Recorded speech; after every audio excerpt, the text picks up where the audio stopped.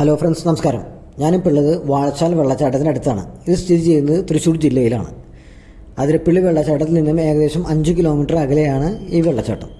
നിബിഡ വനങ്ങൾക്ക് അടുത്താണ് വാഴച്ചാൽ വെള്ളച്ചാട്ടം സ്ഥിതി ചെയ്യുന്നത്.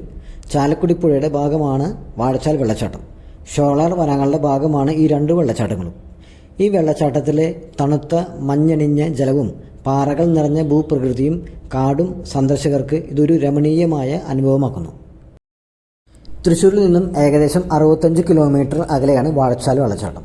ചാലക്കുടിയിൽ നിന്നും 35 കിലോമീറ്റർ യാത്ര ചെയ്താൽ ചാലക്കുടി ആനമല റൂട്ടിൽ ഇവിടെ എത്തിച്ചേരാം. 800 അടി ഉയരെ നിന്നുമാണ് വെള്ളം എത്തിച്ചേരുന്നത്.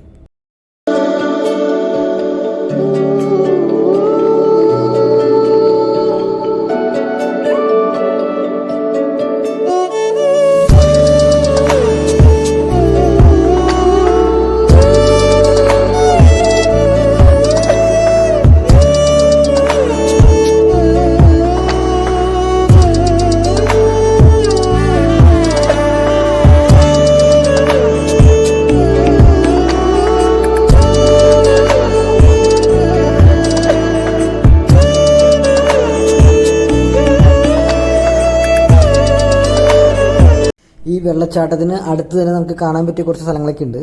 പെരങ്ങൽക്കൂത്ത് അണക്കെട്ട്, അതിരപ്പള്ളി വെള്ളച്ചാട്ടം, ചാർപ്പ വെള്ളച്ചാട്ടം. ഇതൊക്കെ നമ്മൾ മലക്കപ്പാറ, വാൽപ്പാറ അങ്ങനെ വരുമ്പോൾ നമുക്ക് ഈ വഴി അങ്ങോട്ട് കട്ട് ചെയ്ത് പോവാം. ചെക്ക് പോസ്റ്റ് ഉണ്ട്. ചെക്ക് പോസ്റ്റ് കഴിഞ്ഞാൽ തൊട്ടടുത്ത് തന്നെ വാഴച്ചാൽ കഴിഞ്ഞാൽ കുറച്ച് കഴിയുമ്പോൾ ചാർപ്പ കാണാം. അത് കഴിഞ്ഞാൽ അതിരപ്പള്ളി, അവിടെ നല്ല വ്യൂ ആണ്. അതിനുശേഷം കുറച്ചുകൂടി ഫ്രണ്ടിൽ പോകുമ്പോഴാണ് നമ്മുടെ തുമ്പൂർമൊഴി ശലഭോദ്യാനം. അവിടെ തൂക്കുപാലുണ്ട്. അതിൻ്റെ അപ്പുറത്ത് പിന്നെ എറണാകുളം ജില്ലയാണ് ഏഴാറ്റുമുഖം. പിന്നെ അവിടെ നിന്ന് പോകുമ്പോൾ തന്നെയാണ് തുമ്പൂർമൊഴി വനത്തിലൊക്കെയും നമ്മുടെ ഈ എണ്ണപ്പന ഉണ്ടല്ലോ, അവിടെ മിക്കവാറും ആന, ഇത്തവണ ആന ഉറപ്പാണ്. ആനയുണ്ട്, പുലി അതുവരെ ഉണ്ട്, കാട്ടുപന്നി, പിന്നെ മ്ലാവ്.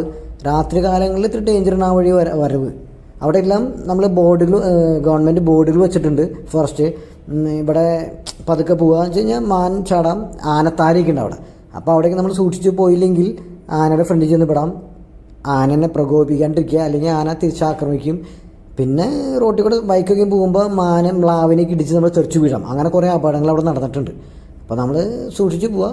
6 മണി വരെയാണ് നമുക്ക് ഈ വാൽപ്പാറ വാഴച്ചാൽ ചെക്ക് പോസ്റ്റ് കഴിഞ്ഞാൽ കടത്തി വിടുള്ളൂ. അവിടെ പിന്നെ കാടാണ്, നിബിഡ വനം തന്നെയാണ്. കാട്ടിലെപ്പോഴും ആന, പുലി കാര്യങ്ങളൊക്കെ ഉണ്ടായിരിക്കാം. പിന്നെ വന്നിട്ട് ഡ്രീം വേൾഡ് കുറച്ച് ദൂരെയാണ്. പിന്നെ സിൽവർ സ്റ്റോൺ പാർക്ക്, കുട്ടികളൊക്കെ പോയിട്ട് നമുക്ക് ഒരു ദിവസം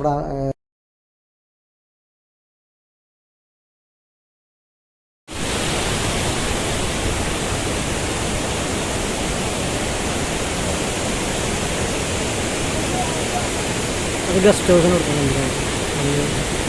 താമസിക്കുന്നത് ഗസ്റ്റ് ഹൗസ്.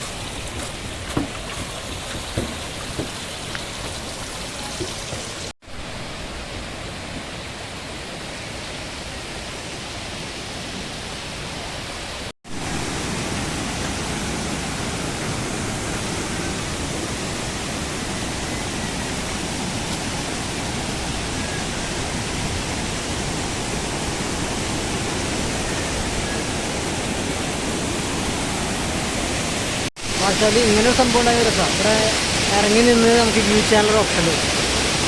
ഇവിടെ മതി അധികം നാളായിട്ട് ഇവിടെ കെട്ടിയിട്ട് രസം തന്നെ. അവിടെ കുറച്ച് ഇറങ്ങിക്കാം, അവിടെ ഇറങ്ങിപ്പോരും, ഇറങ്ങിയ പണിയാണ്.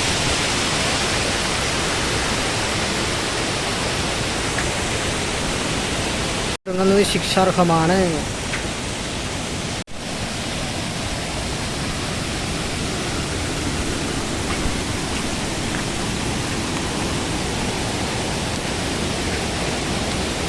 മഴ ആകെ പ്രശ്നമെങ്കിലോ,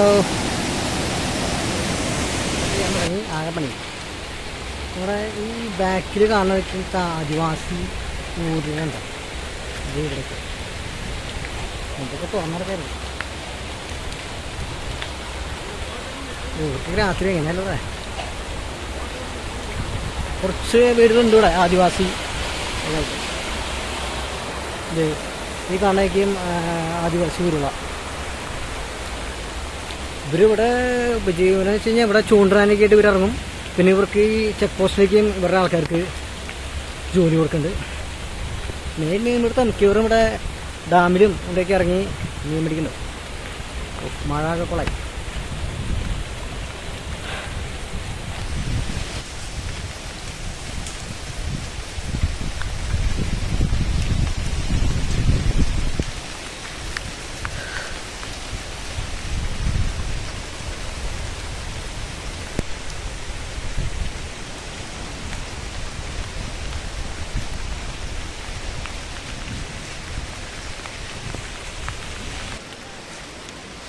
ബാക്ക് ഇവിടെ കിടക്കണം. ഇത് വലിയൊരു മരം 2018 വന്ന് കിടക്കണതാണ്.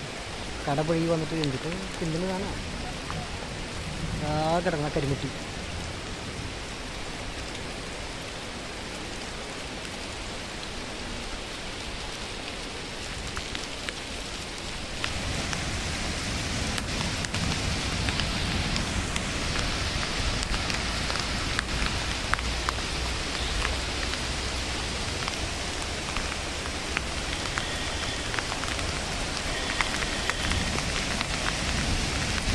മഴ കൂടി.